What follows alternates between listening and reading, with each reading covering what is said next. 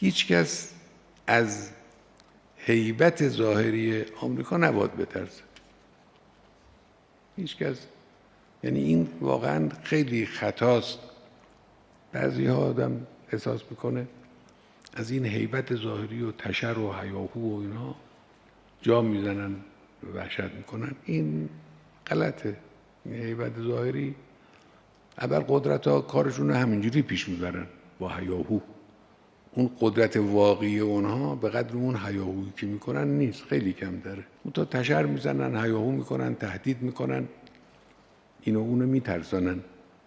هیچ کس نباید، نه از اونا باید ترسید، نه از ثروت این قارونهای خلیج فارس، این قارونهایی که اطراف ما هستن. اینا هم هیچ غلطی نمیتونن بکنن. میلیاردها تا حالا خرج کردن علیه ما در بخش‌های مختلف، به جایی هم نرسیدن. مذاکره سمه برای مذاکره ما و آمریکا تا وقتی آمریکا این نیست که الان هست. تعبیر امام تا وقتی آدم نشده. امام اینجوری تعبیر کرد. سم با این دولت کنونی یه سم مضاعفه. مذاکره یعنی معامله، یعنی یه چیزی بدی یه چیزی بگیری. اونی که در این معامله مورد نظر اوست درست نقاط قوت جمهوری اسلامی است. مذاکره رو این میبرن. نمیگم بیاید مذاکره این راجع به آب و هوا، راجع به منابع طبیعی، راجع به محیط زیست.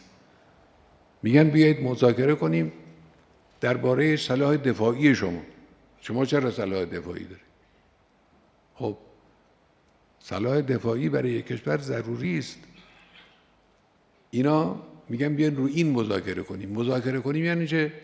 یعنی شما اگر چنانچه فرض کنید موشک میسازید با فلان برد، با فلان دقت، اینو کم کنید، یعنی برد رو کم کنید به طوری که به پایگاه ما که آمریکا هستیم نرسه، که اگر ما یه روز شما رو زدیم شما نتونید جواب ما رو بدید. و این مورد معامله است. شما قبول میکنید اینو یا قبول نمیکنید؟ بحث مقاومت هم بحث برخورد نظامی نیست. اینی که حالا بعضی هم مسئله جنگ و تو روزنامه و تو فضای مجازی و اینا مطرح میکنن، حرف بی خودی است. جنگی بنا نیست انجام بگیره و انجام هم نخواهد گرفت به توفیق الهی.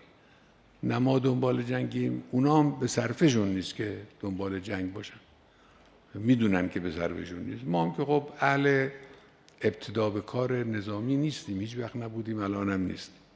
این برخورد اراده هاست. این رویارویی اراده هاست. اراده ما از اونها قوی تره. ما علاوه بر اراده قوی توکل به خدا هم داریم.